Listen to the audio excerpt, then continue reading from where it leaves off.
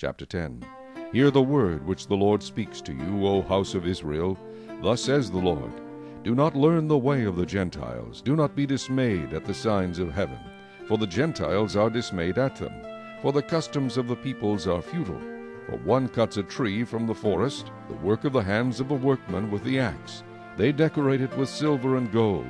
They fasten it with nails and hammers, so that it will not topple. They are upright like a palm tree, and they cannot speak.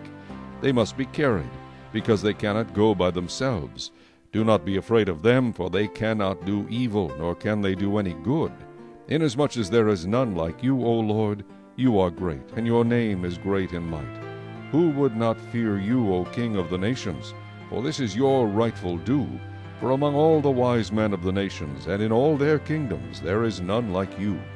But they are altogether dull-hearted and foolish. A wooden idol is a worthless doctrine. Silver is beaten into plates. It is brought from Tarshish, and gold from Uphaz, the work of the craftsman, and of the hands of the metalsmith. Blue and purple are their clothing.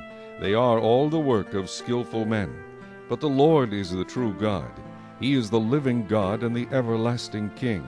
At his wrath the earth will tremble, and the nations will not be able to endure his indignation. Thus you shall say to them, The gods that have not made the heavens and the earth shall perish from the earth and from under these heavens. He has made the earth by his power. He has established the world by his wisdom, and has stretched out the heavens at his discretion. When he utters his voice, there is a multitude of waters in the heavens, and he causes the vapors to ascend from the ends of the earth. He makes lightning for the rain. He brings the wind out of his treasuries. Everyone is dull-hearted, without knowledge. Every metalsmith is put to shame by an image. For his molded image is falsehood, and there is no breath in them. They are futile, a work of errors. In the time of their punishment they shall perish. The portion of Jacob is not like them, for he is the maker of all things, and Israel is the tribe of his inheritance. The Lord of hosts is his name. Gather up your wares from the land, O inhabitant of the fortress. For thus says the Lord, Behold, I will throw out at this time the inhabitants of the land, and will distress them, that they may find it so. Woe is me for my hurt, my wound is severe. But I say, Truly this is an infirmity, and I must bear it. My tent is plundered, and all my cords are broken. My children have gone from me, and they are no more. There is no one to pitch my tent any more, or set up my curtains. For the shepherds have become dull-hearted, and have not sought the Lord. Therefore they shall not prosper, and all their flock shall be scattered.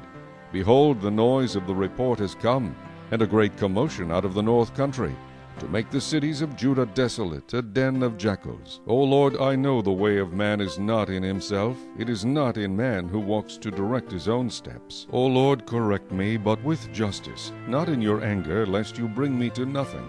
Pour out your fury on the Gentiles who do not know you, and on the families who do not call on your name.